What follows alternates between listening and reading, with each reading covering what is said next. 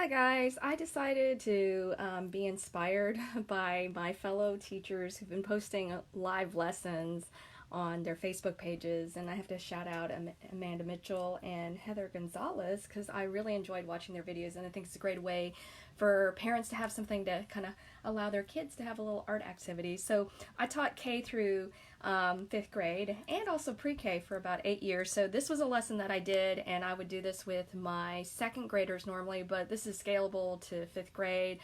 Even kindergartners would love this. So I would show this piece of artwork, and this is by Pablo Picasso, and it's called The Kitchen. So this was painted around 1948, and he did two versions of this. So like many artists, we often think like, oh, you have an idea, you just go ahead and you run with it, but artists are always doing multiple versions of things. So this was his first attempt at the kitchen. So this is the room. It's supposed to be inspired by the room that he and his wife would cook their evening meals. So you can see, like, this is a very abstract piece of artwork, and so abstract is a word that means that it's derived from reality, but it doesn't look completely realistic. So I had the opportunity to see this one. This is the second one that he did, and this thing is huge. This is like 8 feet long, and this was in the High Museum in Atlanta, Georgia, and I was there on a teacher's conference, and I got to see the original, and it's very, very large. And so you can see how it's changed over time, that we even pushed it further with the lines and the shapes, okay? So this is what I would do with students. I'm using a colored sheet of paper because my desk is white, and then it shows up a little bit better. And I'm sorry, there's like a shadow coming up over here, but all right, so sheet of paper, a Sharpie marker, and then if you want to, crayons or color pencils or whatever you want. And so I would challenge students to kind of like think abstractly, non-objective art, and you start out with making 16 dots, okay? So I'm going to take my Sharpie marker, you can close your eyes for this, and make 16 random dots. They have to be in different parts of the paper, and if you're using a Sharpie marker, you might want to stick some newspaper underneath it, because if your paper's really thin, it's going to bleed through and get onto the table. But mine's a cardstock, so this is pretty thick, okay? So let me see if this will focus here. There we go.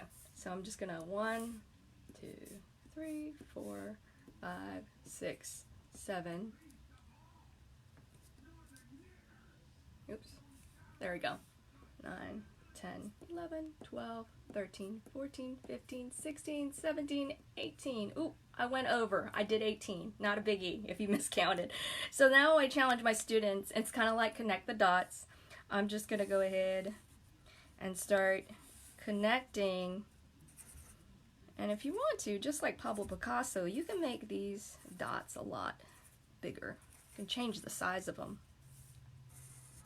So I would just go ahead and randomly start connecting. And if you make a mistake, like I want that line to be thicker, we'll see how that, and you can turn your paper too. I'm just doing it this direction because it fits my video camera. And all I'm doing is starting to connect these lines and shapes, and a lot of times you'd be surprised at what you're going to end up creating.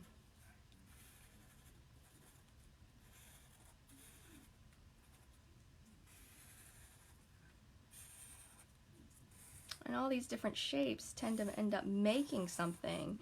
And when we look at this, we're going to be looking to see what do the shapes, when we connect them together, do they make. I'm going to make this a bigger dot. And I already see something coming along here. And you might see something else. Now sometimes I tell students, you know, if you have to kind of make a extra dot just to kind of pull it together a little bit, that's okay. I'm going to throw another big dot here, and you know what, I think I want another dot right here and another one. So, and you know what, you can leave things with just a line. Now I see, and this is kind of like the I Spy part of it, I'll flip this around and I'll start changing the direction, and I challenge my students to really turn and look at things.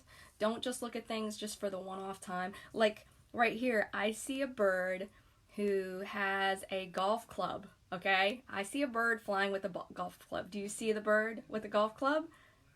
So if I were to add a little eye right there, do you see the bird now?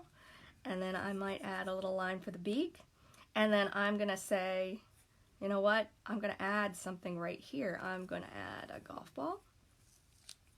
And then I'm going to add some feathers.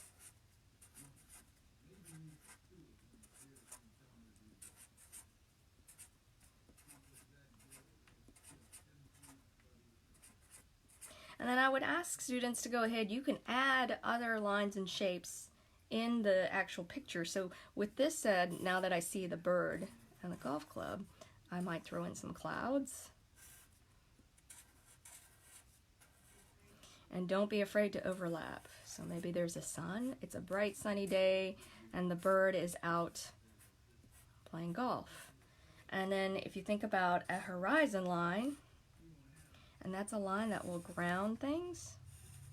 So now it looks like the bird is on the golf course with the golf club, okay? So these are little simple things you can do to add some more details.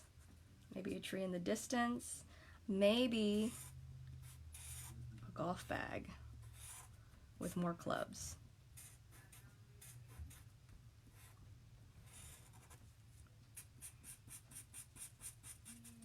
And now you can go ahead and color this in. So I have markers, all kinds of great stuff that I have lying around. If you don't have like, you know, anything fancy, highlighters, crayons, you know, maybe it's going to be a pink set of golf clubs. And I can go ahead and add details. So I would love to see what your kiddos do with this fun, inspired little drawing activity from Pablo Picasso and his kitchen. Okay, thanks for watching.